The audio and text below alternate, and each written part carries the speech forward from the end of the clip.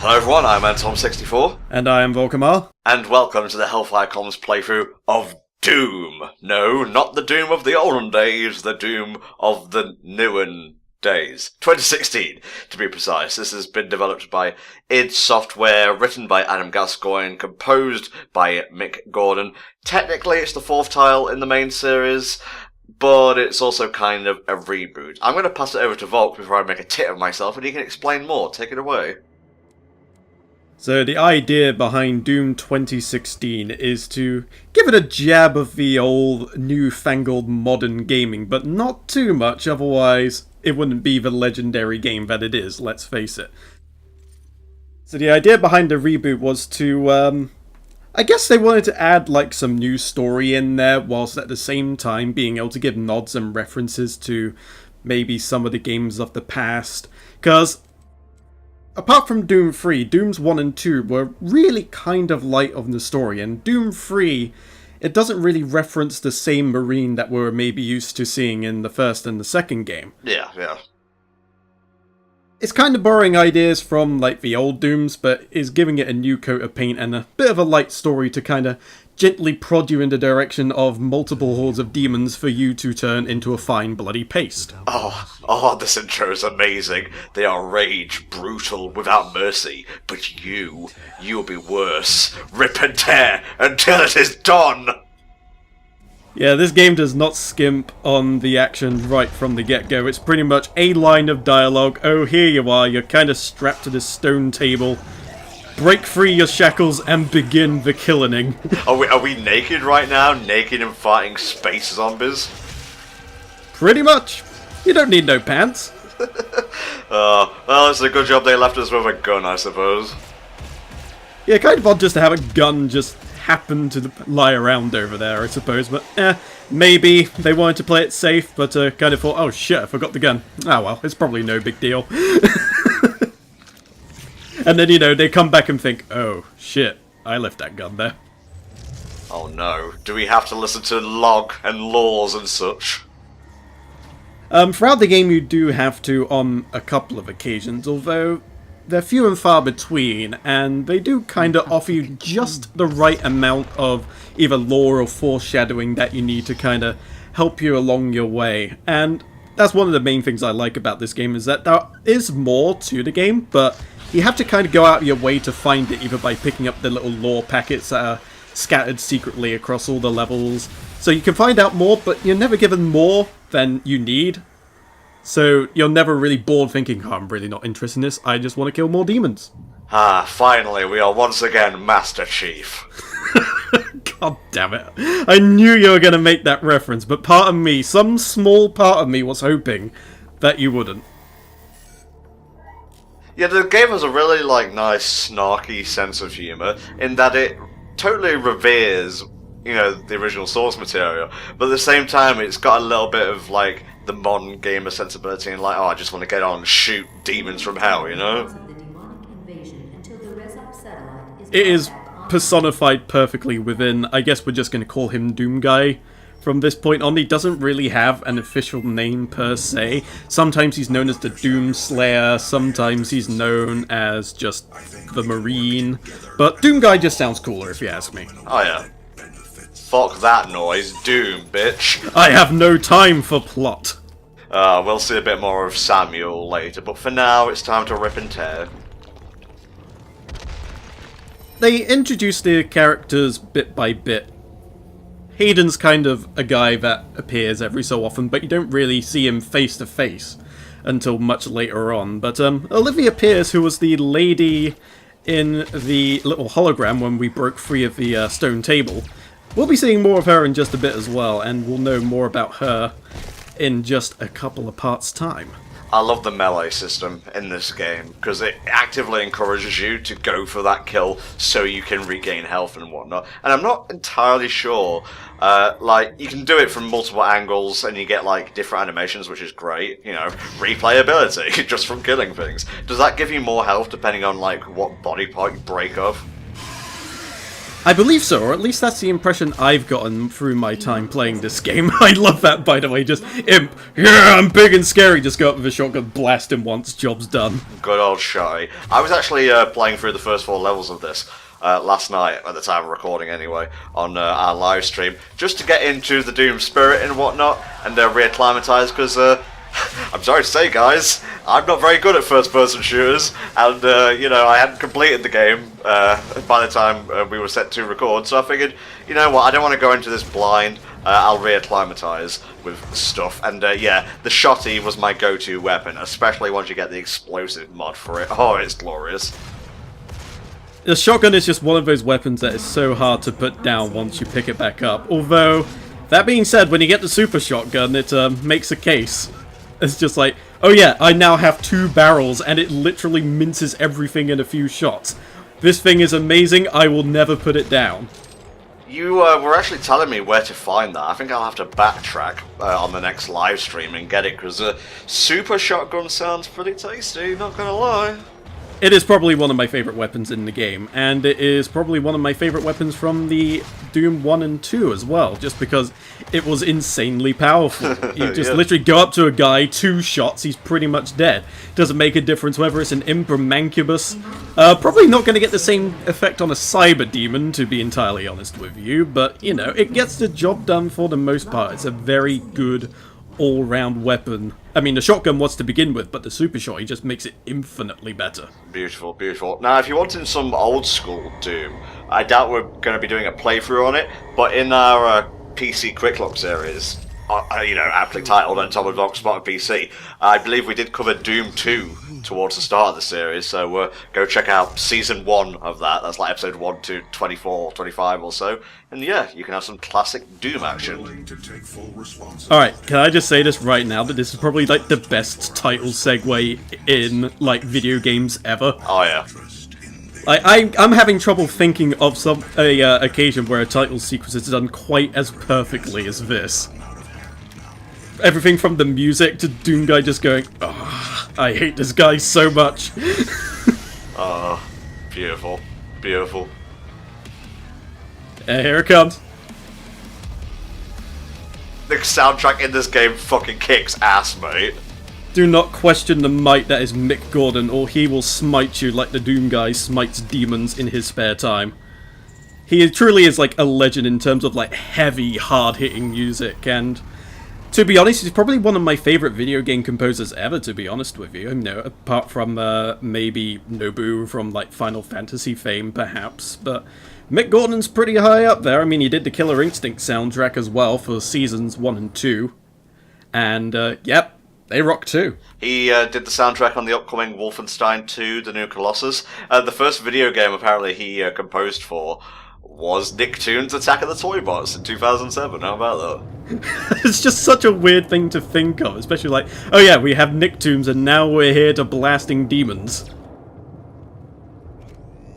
Like, how are we structuring this particular playthrough, mate? I know there's secrets aplenty. Will you be going for all of those, or a majority, or just some of them? What's going on? The issue is that there are a ton of secrets in this game. So many, and some so well hidden, that going after them is oftentimes incredibly difficult. So what I've decided upon is, any secrets I happen to come across, I will go for them. But one secret type, should I say, that I will be going for are all the retro secrets, so you can see all of the little nuggets of the 1990s hidden within some of these stages. There isn't one in every single stage, unfortunately, but the vast majority, like at least 2/3. Love that Super Mario takedown.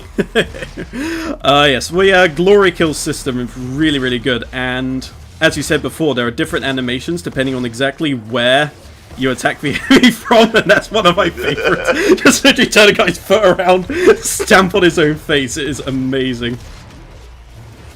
Yeah, I may be abusing that quite a bit just because it is one of my favourites. Just go for the legs, that's my motto. But I love the fact that they added all these different animations, because one issue I had initially when I was getting into the glory kill system for the first time playing this game is that I thought it might get a bit old at first, to be honest with you, because, you know, if you had the one animation, yeah, it would get old very, very quickly. But the fact that you have like all these different angles you can come from and the different animations that come along with it, it makes it actually fun, and you're actively trying to get a different position on like a new monster you encounter just to see how many different ways you can get that gory takedown. Now tell me this, mate, how did the game feel for you upon, first trying out Doom 2016 trademark? I'm not entirely sure if there's a word sufficient enough to describe that. It is just euphoric, I guess. Euphoric. Euphoric. Yeah, there we go. That's the word I'm looking for. It's just everything from the way that the music kind of builds up, from the gentle kind of subtle dun-dun-dun-dun-dun-dun as you're kind of going through the corridors, and how it suddenly just builds up into this huge, heavy crescendo when you're battling an arena full of monsters and just tearing into them with shotguns, chainsaws, plasma, whatever else you happen to have available to you at the time. It's just so well done. I want to say perfect, pretty much, because I seldom come across a game where I had the same kind of experience as I did with Doom. Just everything about the environment, the pacing. It just blows my mind just how good it actually is when you're actually playing this game for yourself. And I mean, you can watch gameplay footage and you can see, yeah, this is a pretty damn amazing game, but that's nothing compared to what it's like when you're actually playing the game for yourself, when you're fully immersed in your TV screen and you're getting those gory kills for yourself, and everything from when you pick up the rocket launcher for the first time and start firing away at hordes of enemies. Just all those experiences are amplified tenfold when you're actually sitting down playing the game as opposed to watching it. And that's the reason why I say, even if you've watched playthroughs of this game, including this one I guess, I would implore you to play this game, because it is an experience none of its like has been seen in many, many a year. Note, we are not being paid by id Software to promote the game, we just enjoy it that much. No, I absolutely love this game. It is by far one of my favourite games of 2016. It is just, it hits all the right notes for me, and I'll be gushing more about like the specific parts of it later on, but as this is the first part, I'd like to give a kind of general consensus. This game fucking rules, and hopefully over the next 13 parts or so, I'll be able to tell you exactly the reasons why. Nice, nice. I can't honestly think of what was my game of 2016. Let me have a look at notable releases and whatnot.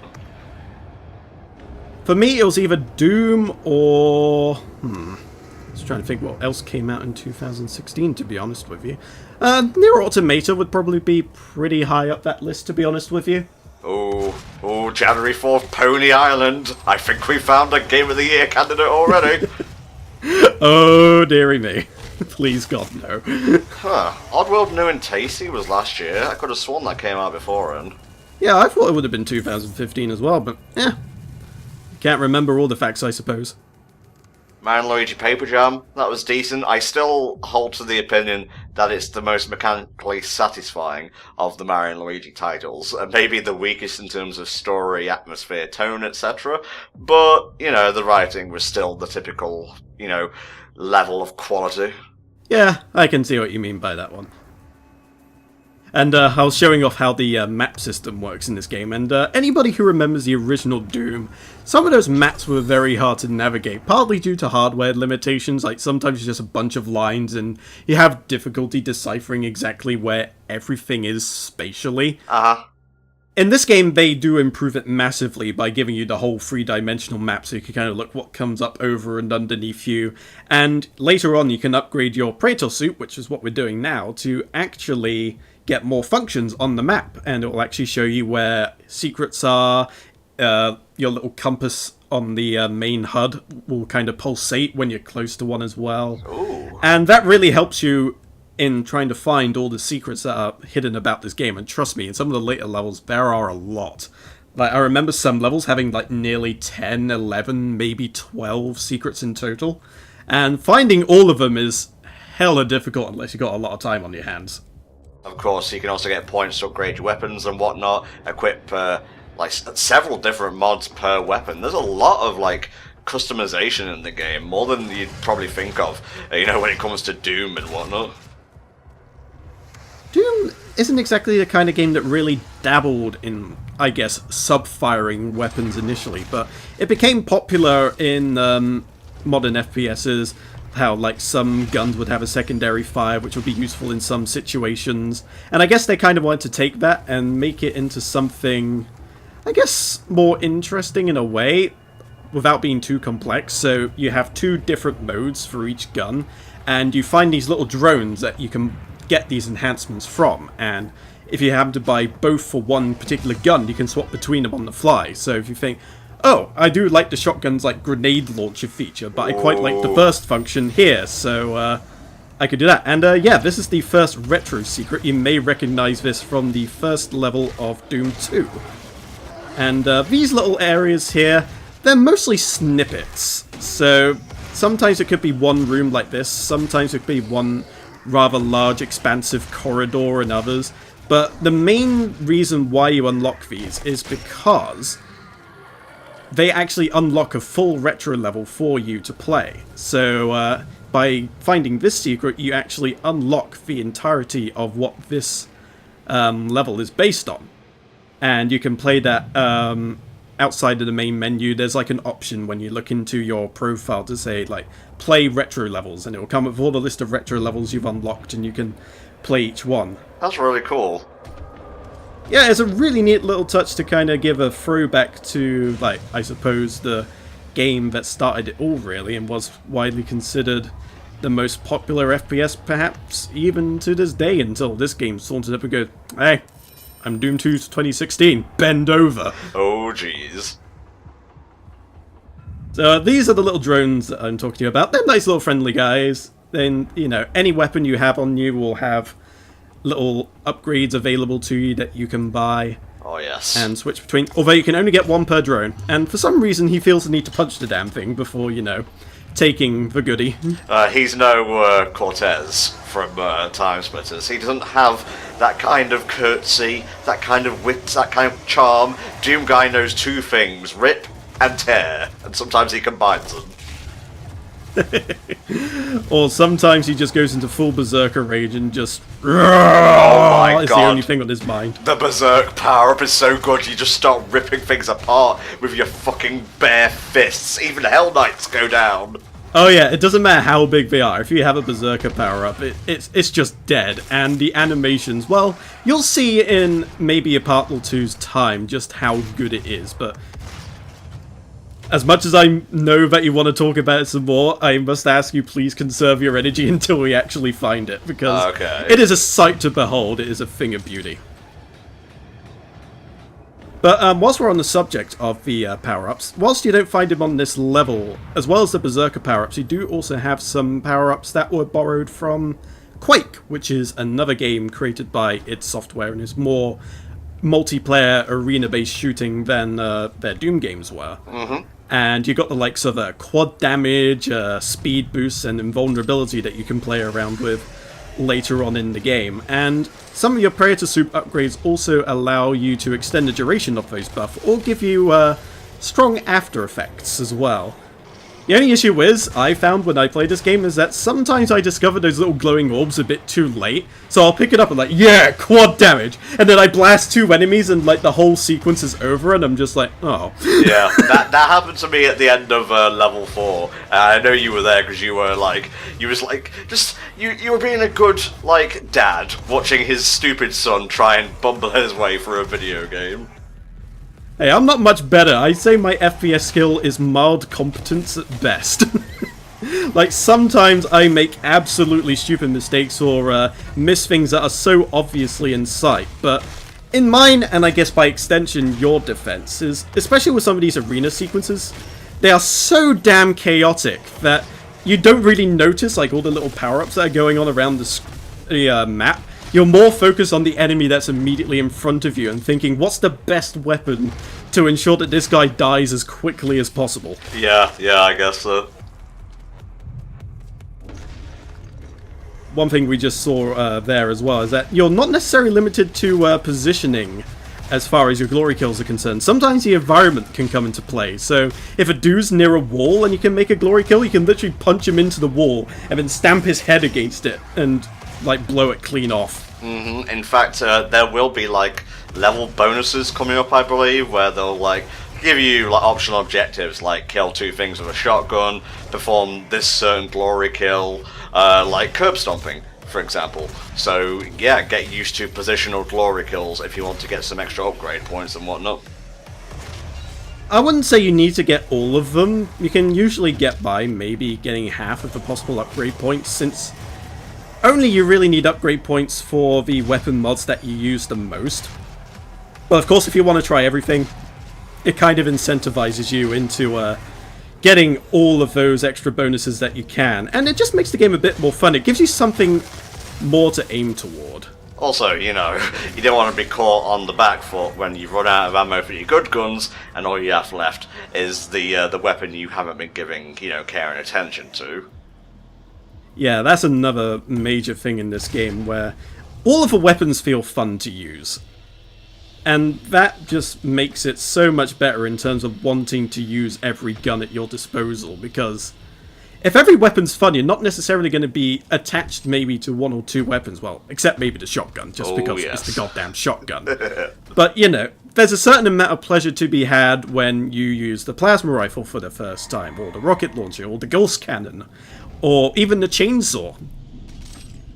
Like, all these weapons come into play in different means and ways, and they're just all very, very fun to use. And that's really the most important thing about a game like this, is that the gunplay has to be fun. Otherwise, the entire game just kind of falls apart at the seams, even if the graphics are absolutely incredible, or the story is immaculate, for instance. Like, if it doesn't feel good to use, like, the majority of the weapons that are given to you, then you're not really going to get the most out of the game, and the experience overall is going to be a bit meh. Yeah, what's the point, really? Yeah, exactly, and that's, I feel, perhaps is Doom's strongest point, but, as we segue into the second part, we're going to exit the facility and enter deeper into the Argent Tower. Ooh, so, tune in for part 2, where there'll be more ripping and tearing to come, and, maybe a few new enemies and weapons as well, so, we'll see you there. Bye!